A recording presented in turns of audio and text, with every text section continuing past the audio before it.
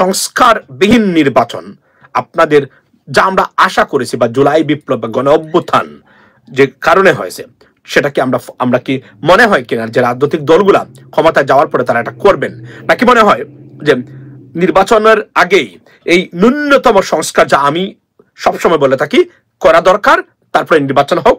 আমি বিশ্বাস করি এই সংস্কারগুলা পাল্টিয়ে দিতে পারবেন না বা দিবেন না রাজনৈতিক দলগুলা। যদি দেন তাহলে কনসিকুয়েন্স আছে। ধরেন এখানে একটা গুরুত্বপূর্ণ বিষয় উঠে এসেছে, সেটা কি? সেটা হলো যে বিভিন্ন সংস্কার গুণে ধরা একটা টোটালি গুণে ধরা একটা ব্যবস্থা আমাদের বাংলাদেশের রাজনৈতিক মানে টোটাল প্রশাসনিক ব্যবস্থা, এটাকে একদম উলট পালট করে দিতে হবে। রাজনীতিবিদরা করবেন না তারা কখনোই। সুতরাং আপনারা যারা প্রবাসে তাকি দেশে আসি, গ্রামের পরিস্থিতি ভালো না, পাহারা দিতেছি, ওয়াও, দেশে আসি গ্রামের পরিস্থিতি ওয়াই ইজ নট ভালো না, মানে আপনি আমাকে বলেন ভালো না কেন, মানে কি সমস্যা? মানে এটা কি চুরি ডাকাতি হয় মানে জোর করে? তাহলে প্রশাসন কোথায়? ইয়েস, এটা আমি বিশ্বাস করি যে ধরনের অসহযোগিতা তৈরি হয়েছে।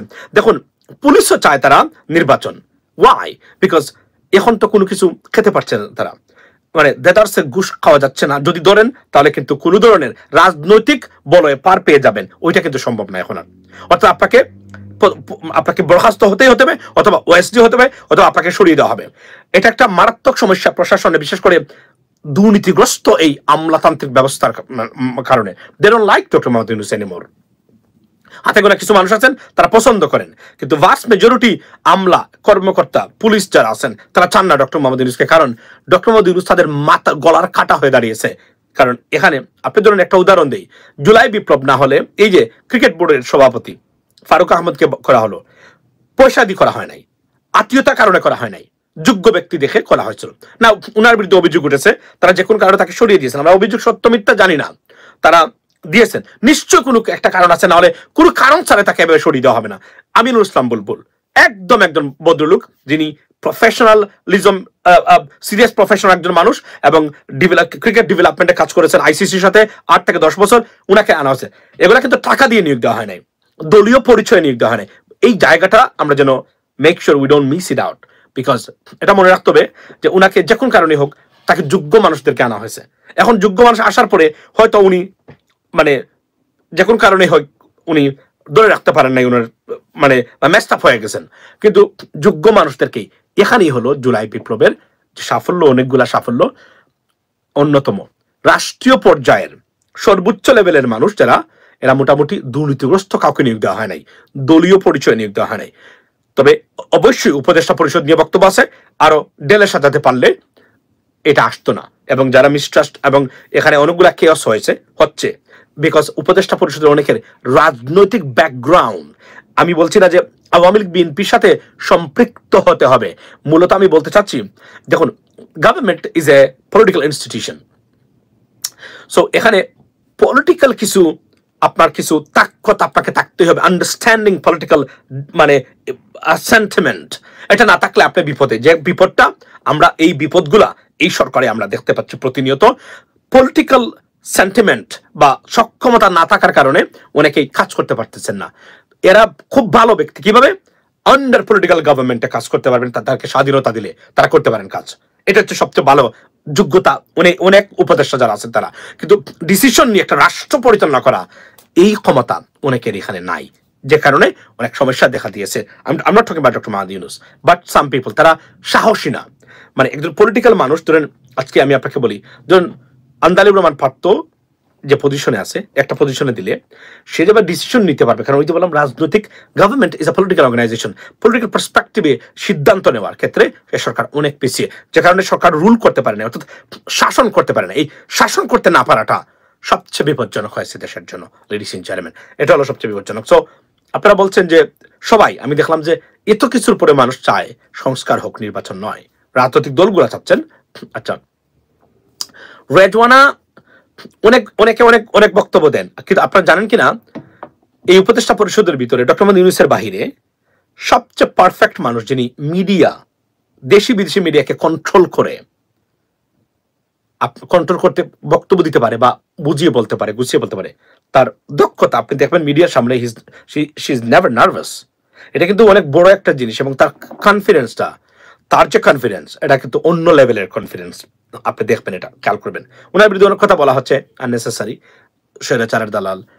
আমি জানি না স্বৈরাচারের দালাল উনি কিভাবে ছিল, বলা হয় আননেসেসারি, অনেকগুলো প্রশ্ন তোলা হয়, যা দরকার নাই সেগুলো বলা হয়। সো এটা আমাদের সবচেয়ে বড় সমস্যা। এবং আমি মনে করি যে স্বরাষ্ট্র মন্ত্রণালয়ে উপদেষ্টা যিনি আছেন, ভেরি গুড জেন্টলম্যান, আনডাউটেবলি উনি he is an honest gentleman, but আরো একটু রাফ অ্যান্ড টাফ স্বরাষ্ট্র উপদেষ্টা দেওয়া দরকার ছিল আমাদের, দিলে আরো ভালো হতো, এটা আমি মনে করি। এ বিষয়ে কোনো সন্দেহ নেই, কারণ it's a dire situation, very tough time. ভাই, আমি অলিতে গলিতে মোবাইল ও সাইটটার চিন্তায় হয় পুলিশের কোনো ভূমিকা নেন না। অ্যাবসলিউটলি আমি agree 100%, I do agree with you, because তারা চান এখন মোটামুটি পুলিশ বা প্রশাসন গিলে ফেলেছে যে আমরা নির্বাচন চাই, আমরা সহযোগিতা করব না এখন সরকারকে, এটা মোটামুটি নিশ্চিত হয়ে গেছে। এই জন্য বলছি যে আমি কপালে খারাপই আছে ডক্টর মোদির গভর্নমেন্টের, ওনারা সহযোগিতা পাবেন না, ভিজিবল সহযোগিতা পাবেন না। ওনারা এখন মোটামুটি ওনাদের সাথে একটা পলিটিক্যাল পার্টিদের সাথে একটা আন্ডারস্ট্যান্ডিং হয়ে গেছেন যে আপনারা অসহযোগিতা করবেন, নির্বাচন হলে আপনাদেরকে দেখবো। ইভেন আপনাদের চাকরি যদি চলে যায়, আপনার চাকুরিও চলে যায়, চাকুরি রিইনস্টেট করা হবে সম্পূর্ণ বেতন ভাতা এবং পদ মানে পদোন্নতি দিয়ে, এটাও আমি শুনেছি। So that's a bad news for country, bad news for Yunus government. কারণ এখন যে কোনভাবেই হোক তারা এই মানে ট্যাবলেট তারা গিলে ফেলেছেন যে নির্বাচন আমরা চাই। কারণ যে ধরনের দুর্বৃত্তায়ন প্রশাসনিক ক্ষেত্রে সচিবালয় থেকে শুরু করে একটা ইউনিয়ন পরিষদের পিএস পর্যন্ত টাকা খায়, এই যে দুর্নীতি, রন্ধ্রে রন্ধ্রে দুর্নীতি, কিভাবে বের হবেন আপনারা বলেন? আপনারা এটা জীবনে পৃথিবীর কোথাও এমন জঘন্যতম দুর্নীতি বা ঘুষ সন্ত্রাস আমি অন্তত দেখি নাই।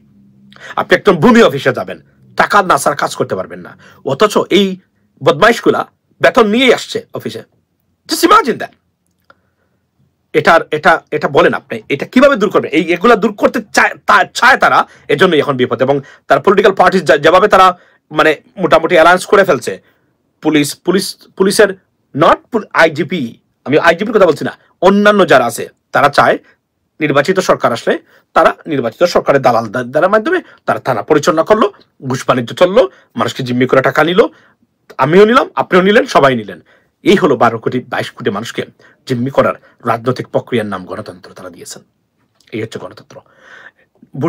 ভোটের অধিকার চান সবাই স্লোগান দিচ্ছেন আমরা ভোটের অধিকার চাই। ডক্টর ইউনূস নাকি ক্ষমতা ছাড়বে না, সে নাকি ক্ষমতা নিয়ে নেবে। শেখ হাসিনা বলতেছে এই কথা, আমাদের রাজনৈতিক দলগুলো আবার বলতেছেন ওই ক্ষমতা ছাড়বে না, এই লোক ক্ষমতা ছাড়বে না। এটা বিশ্বাস করেন আপনারা? জঘন্যতম আপনার অন্যায় এবং প্রপাগান্ডা একজন ব্যক্তির বিরুদ্ধে। এ ভদ্রলোক নিজ থেকে আসে নাই, তাকে জোর করে আনা হয়েছে।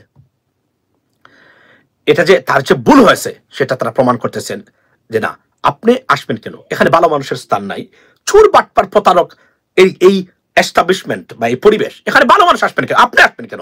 আমরা আসবো, আমরা চোর বাটপার রাজনীতি করি, আমরা খাই, আমরা এদেশের মালিক, আমাদের পয়সা আমাদের খাইতে হবে। এরা খেয়ে গেছে 16 বছর, এখন আরো যারা আছেন যারা আছি আমরা সবাই মিলেমিশে খাইতে হবে। এদেশের এই দেশের যারা হারামজাদারা জনসংখ্যা আছে, এরা কি, এটা আমরা মালিক, এদেশের আমরা খাবো, লুটপাট করবো। Yunus, who are you right নাও?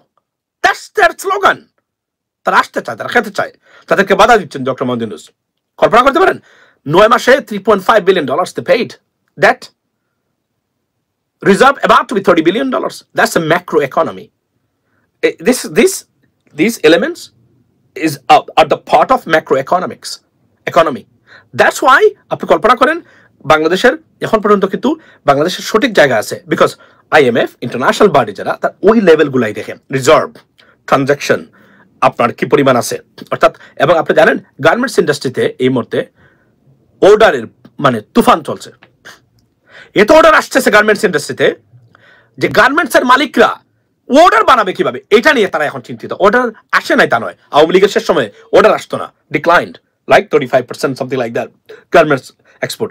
এখন দেখেন ওয়াই, বিকজ একজন মানুষের চেহারা বদলে দিয়েছে।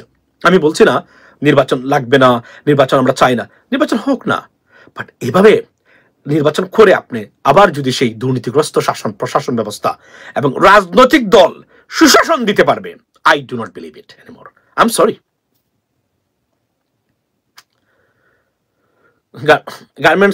Garments to buy 50% off. Who said that? I can bet on that. I can challenge you. If you have evidence, show me. Garments industry booming right now. Booming. আর যারা বলছেন যে ওই আপনার গার্মেন্টস বন্ধ হয়ে গেছে, এগুলো হচ্ছে ওই সব পতিত সরকারের লুটপাটকারী, ব্যাংক থেকে লোন নিয়ে লুটপাটকারী গার্মেন্টস মালিকরা যারা দেশ ছেড়ে পালিয়েছে তারা। আপনারা কল্পনা করতে পারবেন না, গার্মেন্টস যুক্তরাষ্ট্রে এক্সপোর্ট বেড়েছে। Bangladesh is number 1 right now garments এক্সপোর্টে, নাম্বার 1 9 মাসের ভিতরে। এগুলো তথ্য জেনে কথা বলবেন। শেয়ার মার্কেটে কি হচ্ছে, we don't even know that. We need to know what's happening over there. Something may not be right. Maybe কুত্তারা এটাকে আবার দখল করে নিয়েছে। এই সরকার শান্তিতে থাকতে পারবে না আগামীতে, কারণ এরা ডিস্টার্ব করবেই। একমাত্র জনগণের যদি আরো একটা বিপ্লব হয়, হয়তোবা বাংলাদেশের মানুষ, বাংলাদেশ মুক্তি পাবে। না হলে আপনি 2বারে বেশি কেউ প্রধানমন্ত্রী হতে পারবে না। এটাতে আমার সমস্যা কি আমি জানি না। হোয়াট ইজ দ্য প্রবলেম আমি জানি না। স্কুল কমিটিতে, গভর্নিং বডিতে কোনো রাজনৈতিক নেতা স্কুল কমিটিতে বা গভর্নিং বডিতে সভাপতি হতে পারবেন না। What is the problem? It should be like that. কেন রাজনৈতিক নেতা হবে? যে দল যাবে সেই দলের মানে ব্যক্তি শিক্ষা প্রতিষ্ঠান গভর্নিং বডির চেয়ারম্যান বা সভাপতি হবেন। I don't like it. নিরপেক্ষ লেখাপড়া একজন মানুষ হওয়া দরকার। এগুলা সংস্কার, এগুলোকে আপনি বাধা দিবেন, দেশের মানুষের সংস্কারে বাধা দিচ্ছেন আপনি। বুঝতে হবে আপনাকে। এবার আপনারা করতে পারবেন, আপনাদের ক্ষমতা যারা আছে থাকুক। এই জন্য আমি বারবার বলি, প্লিজ যদি মনে করেন আপনার দেশ সঠিক পথে যাক, ভোটের ব্যবস্থা করেন। একটা জায়গা যদি ঠিক করতে পারেন, খালি ভোট দিতে পারেন, পেশি শক্তি আর কালো টাকা মুক্ত, এই রাজনীতির খবর রচনা করতে পারবেন আপনি। If not, you cannot do that anything. Nothing gonna happen. There will be no change in the governing system. I can tell you that right now. But একটা জায়গা ঠিক করতে পারেন, যদি যুদ্ধ যদি করা লাগে, গড়ে গড়ে লাঠি বানিয়ে রাখেন, আবার গড়ে গড়ে লাঠি বানিয়ে রাখেন। সরি বলা দরকার। ভোট চুর আসলেই পাছায় বুম, লাইক দ্যাট। আমি যদি থাকি, আমার কমপক্ষে 10টা লাঠি বানাইতাম এখন বাংলাদেশের নির্বাচনে থাকলে।